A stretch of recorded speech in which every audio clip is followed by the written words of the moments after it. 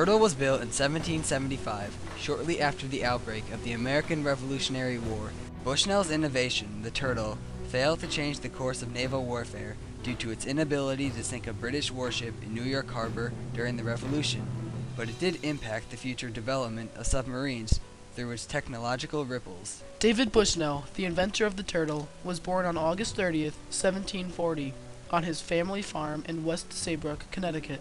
David disliked farming, but being the oldest son, he had to help provide for his family. He used his limited free time to read and pursue mathematics and mechanics. In 1769, David's father passed away, leaving the farm to David and his younger brother Ezra.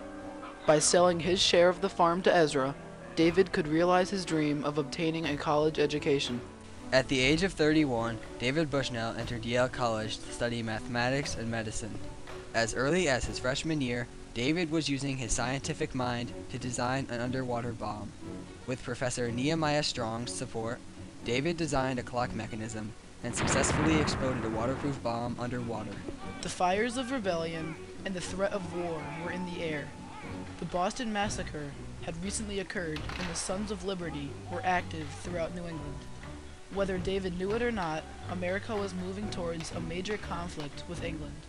To aid the Patriot cause, David turned to books at the Yale Library to provide him with ideas for the development of the turtle and his underwater bomb. Although men in the past, such as Dennis Papin, William Bourne, the Marquis of Worcester, and Cornelius Drebbel, had talked of building underwater vessels, none of them had ever devised a machine like Bushnell's. Whether Bushnell was a user of ideas, transferring European technology for use in the New World, cannot be known for certain. He designed and built the first submarine, a significant achievement, whether it came as the result of Yankee ingenuity or a product of European heritage.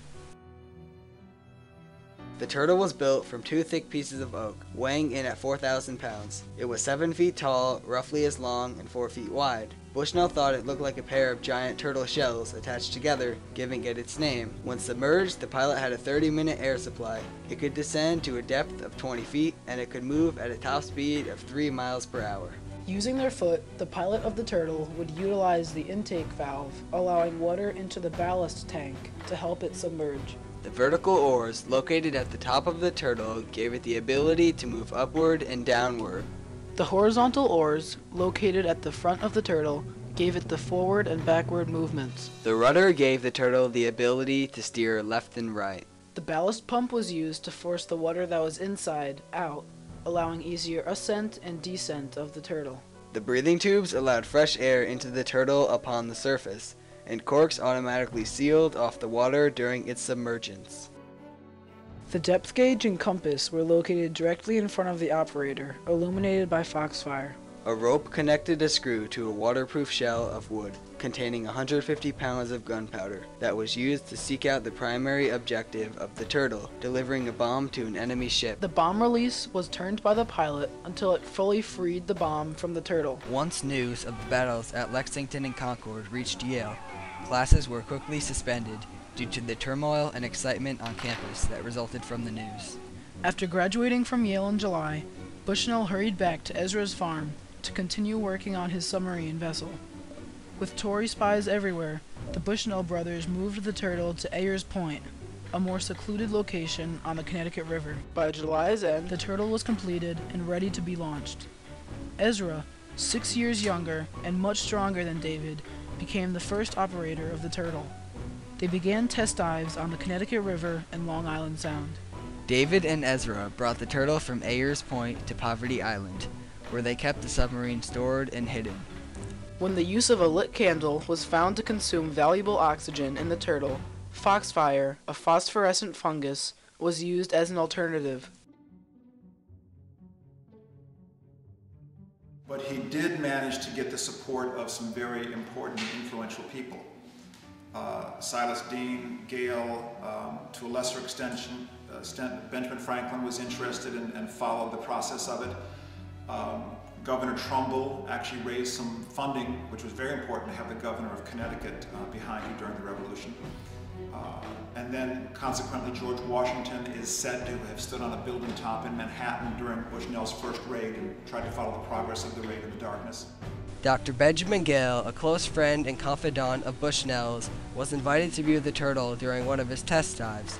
A letter to Dr. Benjamin Franklin followed, in which he enthusiastically praised the turtle's design.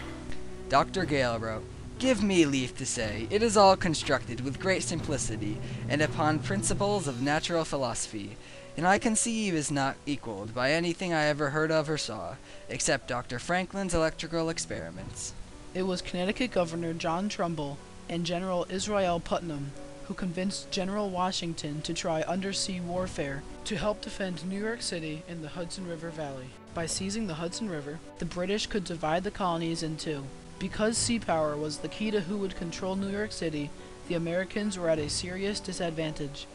David Bushnell now had the opportunity to make an important contribution to the Patriot cause. His invention would be used to attack the British from beneath the water. The turtle and its bombs were loaded onto a coastal sloop and sailed across Long Island Sound to New York City. Soon after their arrival in Manhattan, Bushnell's project received a major setback. His brother fell ill with camp fever. Lacking the physical stamina to operate the turtle himself, Bushnell selected 27-year-old Army Sergeant Ezra Lee of Lyme, Connecticut, to be its new pilot. Bushnell's turtle was sent into action to help prevent New York City from falling into British hands. On the night of September 6th, Sergeant Lee piloted the turtle on its historic mission to send Admiral Richard Howe's 64-gun flagship, the HMS Eagle, to the bottom of New York Harbor. Sergeant Lee approached the Eagle, but was unable to drill a hole into the ship's hull so he could attach the bomb. Lee abandoned the mission as dawn was approaching. Once on the surface, he was spotted and pursued by an enemy longboat. Sergeant Lee released the turtle's bomb into the water. The enemy retreated and the bomb exploded.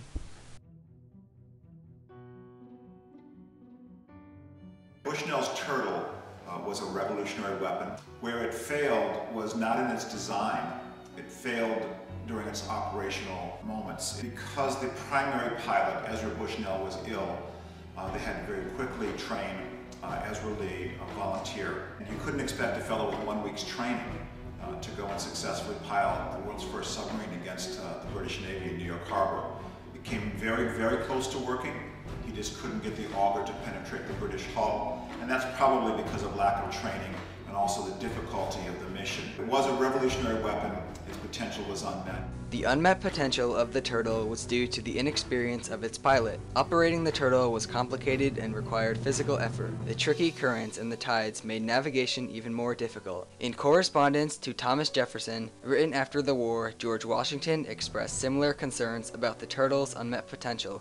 He wrote, "I then thought, and still think, that it was an effort of genius, but that too many things were necessary to be combined to expect much from issue against an enemy who are always on guard."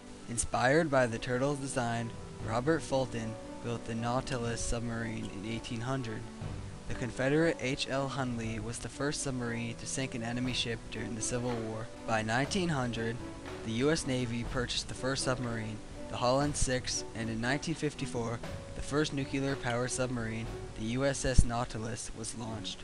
The basic underwater principles used by Bushnell's turtle still remain valid in submarines today.